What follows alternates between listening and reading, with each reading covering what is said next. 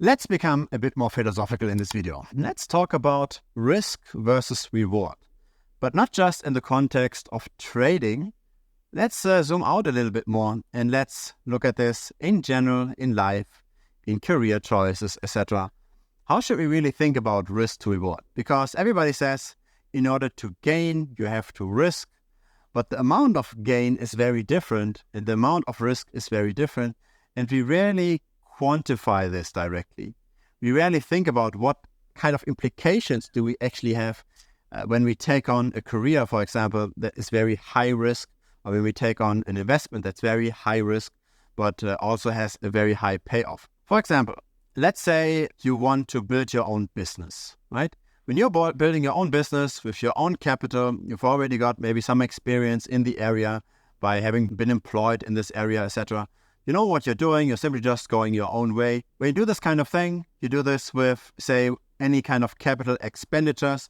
Maybe you move from being an employed programmer to being a freelance programmer or being a consultant programmer.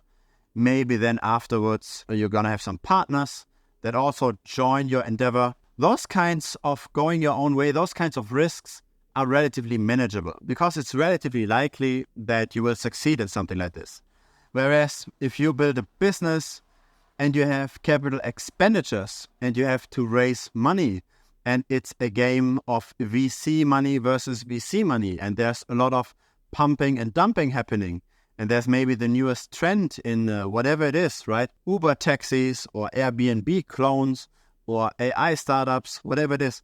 If there's a lot of competition, if there's a lot of capital involved, and when VC money comes in, VCs will only invest in something that can return at least a 50x, right? In the early stages, maybe a 100x. Now, when they invest in something that can potentially return a 100x, the likelihood of you succeeding might only be 1 out of 10 if you're lucky, probably less than that. So the risk that you take on by building something with venture capitalist money is way, way higher than if you were to build something that has zero capital expenditures. We're simply just continuing your career progression in a similar direction where you've already been in and where you don't have any expenses. So it makes sense to think about how high do you actually want to shoot and how much risk do you actually want to take. Because let's say your kids come to you, right? And let's say your kids like mathematics, they like physics, they like space, and they come to you at a young age and say, I want to become an astronaut. What will be your thoughts, right? Your thoughts will be, it's great that those kinds of things are being learned. It's nice that you learn aerodynamics. It's nice that you learn physics. It's nice that you have all of this knowledge. It's unlikely that you're going to become an astronaut because of this, simply because there's so few astronauts. But the skills that you're learning can still be monetized well. So that's all fine. So if a kid comes to you and says, I want to become an astronaut, yeah, you go for it, right? No problem. You will find a backup plan anyways, and whatever you're learning is okay. However, if your kid comes to you and says, I want to become a professional soccer player, now it's a bit different, right? The likelihood actually of becoming a professional soccer player is higher than becoming an astronaut because there are more professional soccer players. But the problem is there's no fallback plan, or the fallback plan is very, very poor monetarily speaking, right? As in, you might become a soccer coach of the local youth team in your area. You might become some other kind of sports coach. You might do some commentating. You might do some videos, maybe on YouTube about soccer. But even that is very high risk, right? Who knows if a YouTube channel about soccer will take off. So you will be more skeptical, right? The more risk is involved. The question is always, is this actually aligned, the risk versus the reward? And sometimes, especially for, let's say, the VC-backed company, the additional reward that you're getting from taking on more risk might not really be worth it. So if you don't really want to change the world massively, if you don't really want to become a billionaire, if you're actually fine with having only 10 million, right? If having more than enough money to take care of your family, etc., then why take on the additional 100x risk, right? Getting from 10 million to a billion. Why taking on all this additional risk that you get pushed towards when you take on VC money, when you would actually already be happy with much lesser risk? And so when we translate this into investing, it can be seen the exact same way, right?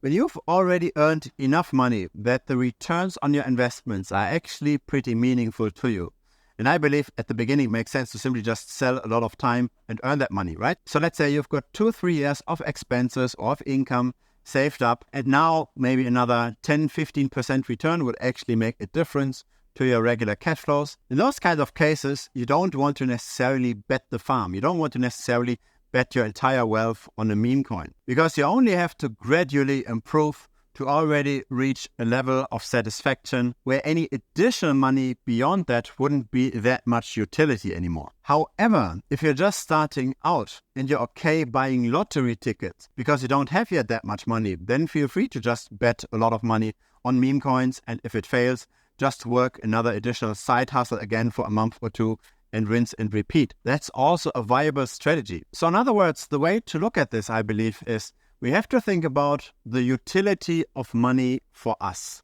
As in, how much utility do we get from having 1 million? How much utility do we get from having 10 million? How much utility do we get from having 100 million? And when we look at this and we don't see that much of a change from 10 million to 100 million, why set ourselves up in investing and in career choices, etc., to reach the 100 million? Because that will involve way more risk.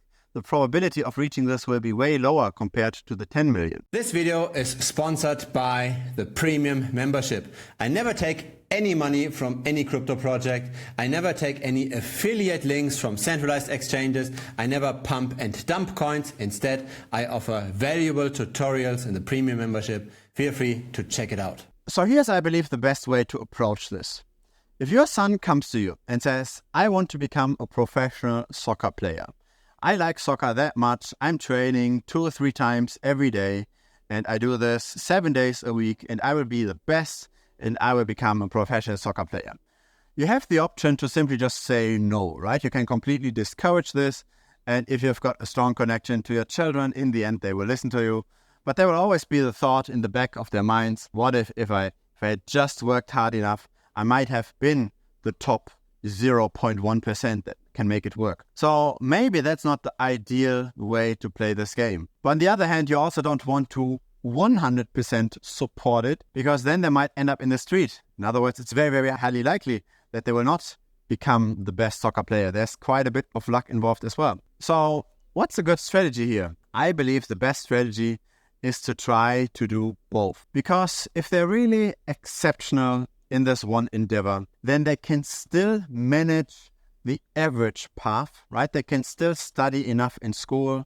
They can still do the thing that everybody else does. And when the motivation is really exceptional, then they can still be the best climbing up the ladders in this highly competitive environment. Because at the beginning, when you're just starting out, the environment isn't yet that competitive, right? If you're just playing within your city, right? You're just competing with other players within your city, then your son should already be able to be the best within that much less competitive environment and still be good enough in school. Because it only gets harder over time. When then first credentials have been made, right? When then he's actually becoming the best in the regional area and he's climbing up while still maintaining somewhat good grades, then at some point, maybe it makes sense to shift to a degree, right? At some point it makes sense. If you're really always the best for several years, maybe at some point we should be switching to homeschooling. Maybe at some point we might find ways that are more efficient for you to still finish your degrees, of course, but to really focus on your soccer career. This, I believe, makes most sense. It's the same with any other endeavor. So let's say you currently have your full-time employment and you're considering, should I do a startup? So let's say we don't go with the consultancy route. We don't just move from being fixed employed to becoming a freelance consultant. But let's say you've got something that has high risk, high reward that you actually want to do. You've got your fixed employment, but what you actually want to do is you want to build this AI tool, this AI website. You want to sell this online. You want to scale this potentially into the hundreds and thousands and maybe millions. Right? You don't want to necessarily do the 100 million thing. You don't want to necessarily do the venture capitalist route, but you do want to get higher reward. Let's say you're in that situation. What I believe is best is, because this is so hard to pull off, to already get the first kind of track record. So you keep on with your job, but you've got enough energy, right? You have enough motivation that you're already building out the project on the side and you already make your first revenue on the side. And you try to scale it already to a way where you may be at, say, at least half of the income that you've got with your full-time job. At that point in time, you already have some track record, right? You say, okay, I can make something happen. Most people are not able to achieve half of their full-time salary with a side hustle that is selling product that can potentially scale further. If you're at that point, then it might make sense to take the leap of faith, right? Especially if you've got some money saved up, let's say 6 to 12 months of expenses saved up, then it might make sense to quit the job. But before you're there, right, what makes you believe that when you're quitting the job today, that you'll be equipped enough to actually succeed with that project? You should be able to already succeed in the initial stages, even while you've got this other thing running, because the initial stages are, comparatively speaking, relatively easy. It only gets harder as you scale more. Now, this is not to discourage anyone to take on risk, right? I built the YouTube channel. Most YouTube channels don't have 50,000 odd subscribers. Most YouTube channels have less subscribers. So I'm already part of the small minority of YouTube creators. I'm not yet in the millions of subscribers, but I also don't just have 500 subscribers. So I've already grown quite a bit. But I've done that while still having a full-time job. Because growing to the first 100 subscribers, of course, isn't easy, but it gives you a first flavor of how much persistence you need. It gives you a first flavor of how much input you have to give.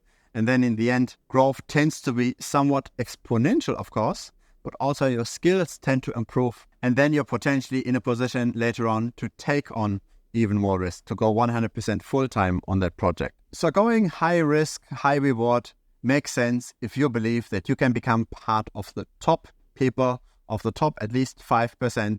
If you can become part of the top 5%, then you should be able to at least get above average by still juggling something else, get more and more confirmation that you can actually be better than most, that you're actually more motivated than most. Now, once you've got that confirmation enough, then it actually might make sense to do the jump. So in life and in career choices is similar to investing and trading. It's best to get yourself in a position to be able to take risk. If the basics are already covered, if you've got a fallback plan at least, then why not do the moonshot? But make sure that you take the right moonshot for you, right? Make sure that you don't necessarily aim for the billionaire, because that's super, super unlikely. You're very, very likely to get disappointed. Just do it step by step and take very calculated risks. Elon Musk didn't become a billionaire with his first company, right? He first founded PayPal. And before that, he was even selling video games. Before that, he did some consulting. So he also built his way up.